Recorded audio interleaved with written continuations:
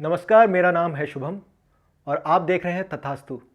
तो आज हम बात करेंगे ओमिक्रॉन के बढ़ते हुए खतरे की, जिसे विस्तार से बताने के लिए आज हमारे साथ मौजूद हैं डॉक्टर सुरेंद्र चौधरी। डॉक्टर साहब, आपका बहुत बहुत स्वागत है। नमस्कार। इस कार्यक्रम में मुझे बुलाने के लिए आपका बहुत बहुत धन्यवाद। मैं सुरेंद्र चौधरी, मैंने उत्तर प्रदेश में राजकीय आयुर्वेदिक सेवाओं में लगभग 38 इयर्स का योगदान दिया है और मैं क्षेत्रीय आयुर्वेदिक एवं यूनानी अधिकारी के पद से सेवानिवृत्त हुआ। उसके पश्चात मैं निरंतर आयुर्वेद की चिकित्सा व्यवसाय में रहा हूँ और वर्तमान में मेरे पास में एक आयुर्वेद के फील्ड में काम करने वाला बड़ा एनजीओ है, विश्व आयुर्वेद परिषद, जिसका उत्तर प्रदेश का अध्यक्ष का दायित्व मेरे पास है और साथ के साथ मैं जो हमारा सेंट्रल ऑफिस है, जो केंद्रीय कार्यालय है विश्व आयुर्वेद परिषद का, उसका कार्यालय सचिव का बाहर भी मैं देख रहा हूँ। आज हम बात करेंगे इस ज्वलंत विषय पर जो पूरे विश्व के लिए एक खतरे की घंटी के रूप में आया है, या कह सकते हैं कि बहुत तेज़ी के साथ में हमारे मन और मस्तिष्क पर छाया हुआ है। वो है ये कोविड का नया वेरिएंट, जिसको ओमिक्रॉन के नाम से जाना जाता है। कई लोग इसको ओमाइक्रॉन भी बोलते हैं, कई इसको ओमिक्रॉन बोलते हैं। ओमिक्रॉन, जैसा कि हम सब लोग जानते हैं, एक नया वेरिएंट है। तो पहला विषय तो यही आता है कि व्हाट इज़ वेरिएंट। तो ये बताना बहुत आवश्यक है कि जितने भी वायरसेस हैं वो उनके अंदर एक स्वाभाविक प्रक्रिया होती है कि वे अपने आप को म्यूटेट करते हैं। म्यूटेट करते हैं मीन्स वो एक नए नए रूप में अपने आप को परिवर्तित कर सकते हैं।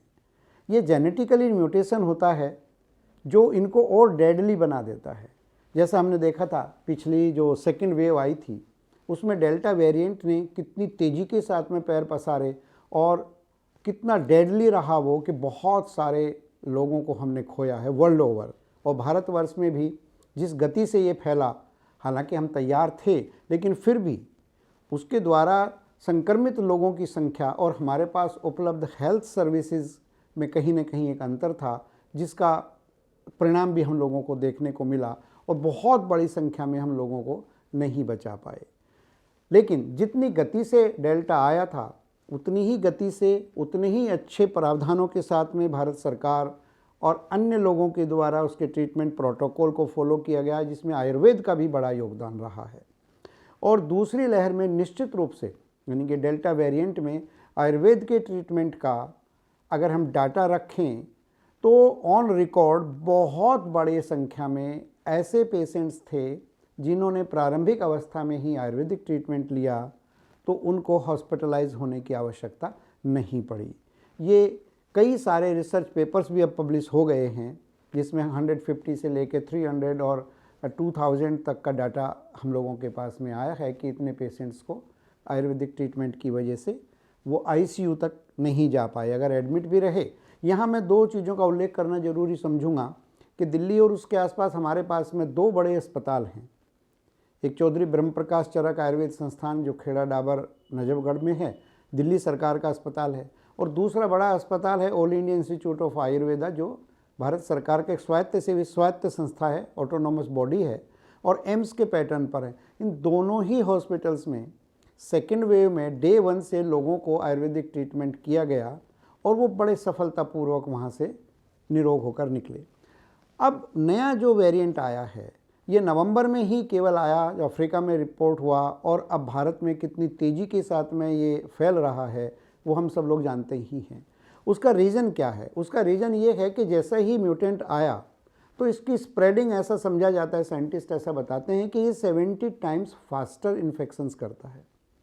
लेकिन वहीं एक अच्छा बात ये भी है कि जो इसके अभी अर्ली डाटा हैं, हालांकि वो ये कहते हैं कि जैसे ही इसका लंग प्रोलिफरेशन जो है वो जो पहला वेव आई थी उससे भी कम है।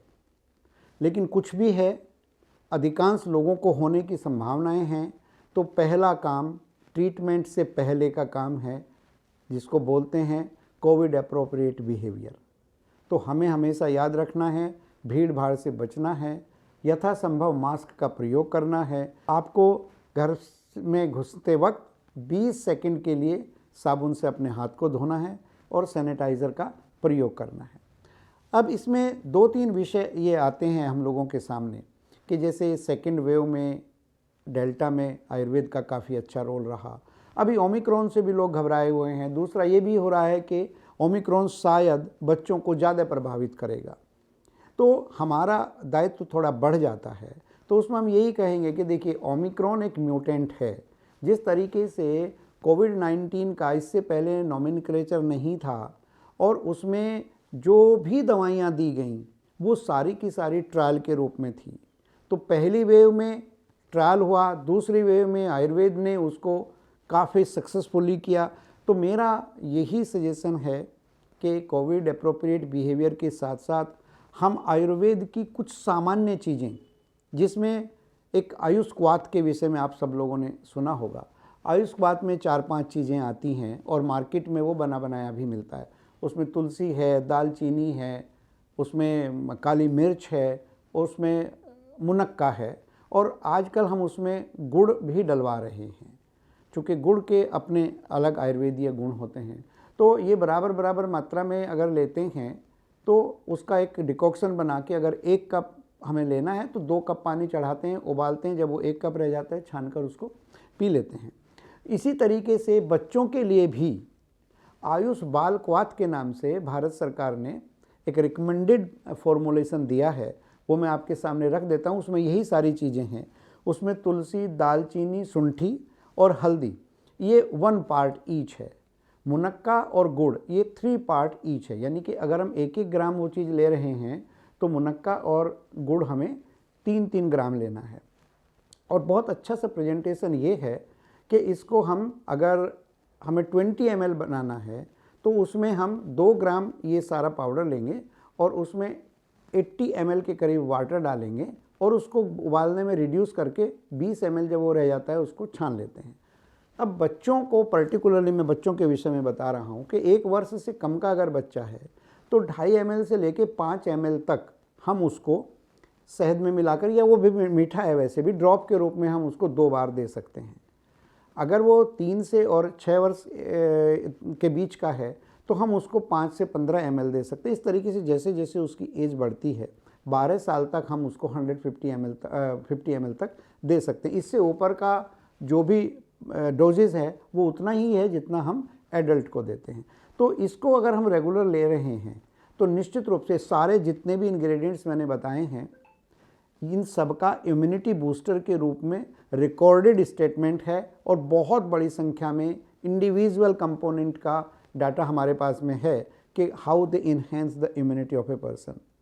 और जिस परिवार में जो कंप्रोमाइज्ड फैमिली हैं, अगर उनको हाइपरटेंशन, डायबिटीज़ या कार्डियक कोई और प्रॉब्लम है तो वहाँ पूरे परिवार को इसको लेना चाहिए।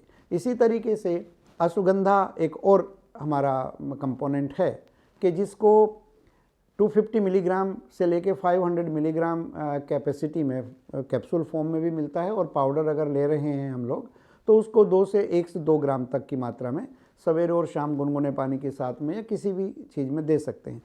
अब सर्दियां चल रही हैं तो जो एक फैंसी वर्ड आ गया था पिछली बार जिसको कहते थे टर्मरिक लाटा, तो हल्दी वाला दूध हम लोगों को ज़रूर लेना चाहिए। अभी क्या है कि अगर किसी को हो गया है, कुछ सिम्टम्स हो गए हैं और वो इस स्थिति में नहीं है कि वो जाएं और RT-PCR कराएं या जीनोम सीक्वेंस में पता करें कि ओमिक्रॉन है या नहीं, तो मेरा आप सब लोगों से यही रिक्वेस्ट है कि सिम्टोमेटिक आप अपने घर में कुछ न कुछ आयुर्वेद की चीज़ें होती, जैसे चाय मत पीजिए। चाय की तरह जगह आप जो है अदरक और काली मिर्च इसका एक हल्का सा डिकॉक्शन बना लीजिए, उसको बनाइए, छानिए और अगर आपको उसमें जब वो थोड़ा ठंडा हो जाए 1 चम्मच शहद मिलाकर उसको चाय की तरह आप लीजिए। अगर आपको रनिंग नोज है तो आप इन्हेलेशन ले सकते हैं, भपारा ले सकते हैं, उसमें आप यूकलिप्टस ऑयल डाल सकते हैं हल्का सा, अगर और कोई चीज़ नहीं है। आपको नेज़ल कंजेशन है तो हमारा बहुत प्रचलित योग है अणु तेल, आप उसको दोनों नाक में 1-1 बूंद सवेरे और शाम उसको डाल सकते हैं। तो इस तरीके से ओमिक्रॉन कितना भयावह होगा इसका अभी साइंटिस्ट भी नहीं ढंग से बता पा रहे हैं, तो हमें घबराने की तो ज़रूरत नहीं है, सतर्क रहने की ज़रूरत है। और आयुर्वेद के ये छोटे छोटे उपचार हैं। इसके बावजूद भी अगर आपको लगता है कि आपका जो सिम्टम्स हैं वो बढ़ रहे हैं, तो उसमें मेरा सिंपल एक ही एडवाइस होती है कि आज आयुर्वेद का ग्रेजुएट हर जगह उपलब्ध है। गवर्नमेंट हॉस्पिटल्स में भी बहुत बड़ा नेटवर्क है आयुर्वेदिक फिजिशियंस का, तो आप अपने नियर बाई किसी भी आयुर्वेदिक फिजिशियन से जा सकते हैं, अपने आप को इवेलुएट करा सकते हैं और अकॉर्डिंगली आप उनसे ट्रीटमेंट ले सकते हैं। इतना निश्चित मानिए कि मेरा अपना अनुभव भी यही है, और ख़ास तौर से दूसरी लहर का, कि आयुर्वेदिक ट्रीटमेंट जितने लोगों ने लिया है, मैं ये दावे के साथ कह सकता हूँ कि उनके सिम्टम्स जो हैं वो मॉडरेट भी नहीं हुए, वो माइल्ड ही रहे और वो बहुत अच्छे से अपने आप को इस महामारी से निकाल पाए हैं। तो मैं समझता हूँ कि अगर हम ये छोटी छोटी चीज़ें ध्यान में रखेंगे तो इस ओमिक्रॉन से भी हम अपने आप को आराम से बचा ले जाएंगे।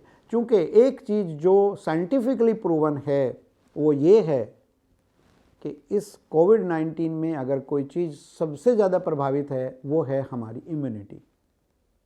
आयुर्वेद दो तरह की इम्यूनिटी पे काम करता है। एक तो ये कि आपको डिजीज़ ही ना हो, और दूसरा अगर डिजीज़ हो जा रही है तो बॉडी की इंटरनल इम्यूनिटी, जिसको हम व्याधि क्षमत्व कहते हैं, कि वो कितनी स्ट्रॉन्ग है कि उस बीमारी को होने ही ना दे, उसके लिए सेलुलर लेवल पर जाके वो लड़े।